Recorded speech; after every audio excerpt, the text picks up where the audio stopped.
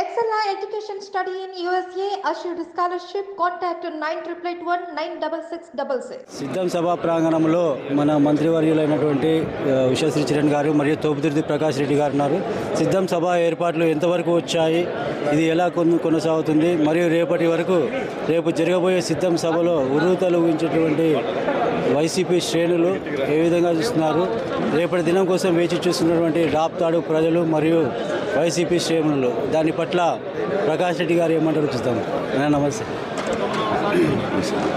ఈ సిద్ధం సభ ఏర్పాట్లు పూర్తయినాయి కదా, మీరే చూస్తూ ఉన్నారు. చాలా గొప్పగా జరుగుతూ ఉన్నాయి. వేలాది వాహనాల నిలుపుదలకు పార్కింగ్ స్లాట్లు, 15 పార్కింగ్ స్లాట్స్, అదేవిధంగా ఒక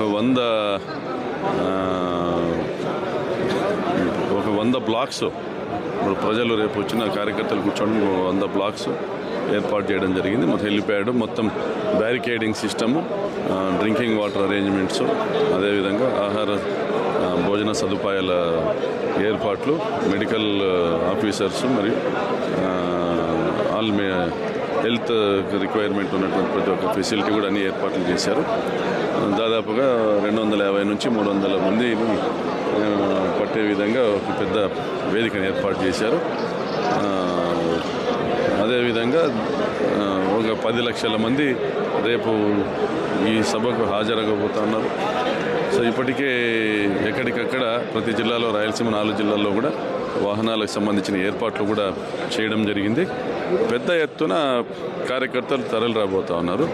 రాయలసీమ ముద్దుబిడ్డ జగనన్న సారథ్యంలో ఇది ఎన్నికల శంఖారావంగా రాయలసీమ ప్రజలందరూ భావిస్తూ ఉన్నారు.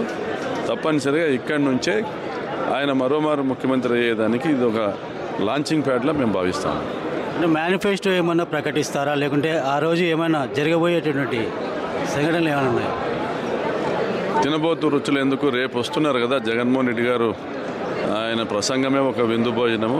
మరి ఇంకా ఆయన మేనిఫెస్టో పెడితే అది తప్పనిసరిగా మృష్టాన్న భోజనమే ఉంటుంది. తప్పనిసరిగా ప్రజలందరికీ నచ్చే విధంగానే ఆయన ప్రసంగం ఉంటుంది. అందులో మేనిఫెస్టో ఉండొచ్చు, ఉండకపోవచ్చు, ఇప్పటికైతే సమాచారం లేదు.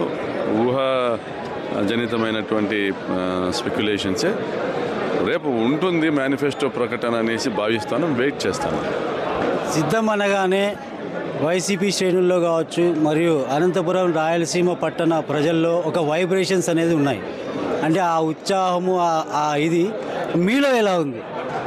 కనిపిస్తూ ఉన్నారు కదా. ఇప్పుడు ఇక్కడ ఉన్నటువంటి సందడి చూడండి. అనంతపురం చుట్టుపక్కల ప్రాంతాల నుంచి వచ్చినటువంటి కార్యకర్తలతో ఇక్కడ నిండిపోయినటువంటి వేదిక చూడండి. మనసు నిండా జగన్మోహన్ రెడ్డి ఉన్నాడు.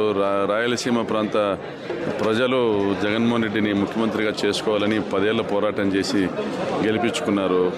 ఈరోజు అనంతపురం జిల్లా రాజశేఖర రెడ్డి గారి ఆయన వదిలిపోయినటువంటి స్మృతులతో జీవిస్తూ ఉంది. ఈరోజు రాజశేఖర రెడ్డి కొడుకు పెద్ద ఎత్తున ఒక సభను ఏర్పాటు చేస్తూ ఉన్నాడు. రాయలసీమ జిల్లాల నుంచి వస్తూ ఉన్నారు. తప్పనిసరిగా అనంతపురం జిల్లా కావచ్చు, కడప జిల్లా కావచ్చు, కర్నూలు జిల్లా కావచ్చు, చిత్తూరు జిల్లా కావచ్చు, పెద్ద ఆయన రాజన్న వారసుడు జగనన్న ఈరోజు ఈ సభను పెద్ద ఎత్తున ఏర్పాటు చేశారు. మనం అందరం వెళ్ళాలా, స్వచ్ఛందంగా ఆయన వెంట నడవాలా. మేమంతా నీ వెనక ఉన్నాం, మేము సిద్ధంగా ఉన్నాం, ఈ ఎన్నికల యుద్ధానికి సిద్ధంగా ఉన్నాం అనేసి జగనన్నకు మద్దతుగా అందరూ వస్తూ ఉన్నారు. ఈరోజు ఎన్నికలకు ముందు జరపబోతున్న ఈ పెద్ద సభ ఎన్నికలకు, ఈరోజు ప్రతిపక్షాలకు అందరికీ కూడా ఎన్నికల్లో ఇచ్చేటువంటి ఒక అల్టిమేటం. ఇది ఒక మహాసంగ్రామం, కురుక్షేత్ర సంగ్రామంలో శ్రీకృష్ణుడు శంఖం పూరించినట్లుగా రేపు జగనన్న ఇక్కడి నుంచి ఎన్నికల నినాదాన్ని కూడా ఆయన ప్రకటించవచ్చు. కాబట్టి తప్పనిసరిగా రాబోయే ఎన్నికల్లో 175 గెలుస్తాం. ఆ లాంచింగ్ ప్యాడ్ రాయలసీమ అవుతుంది.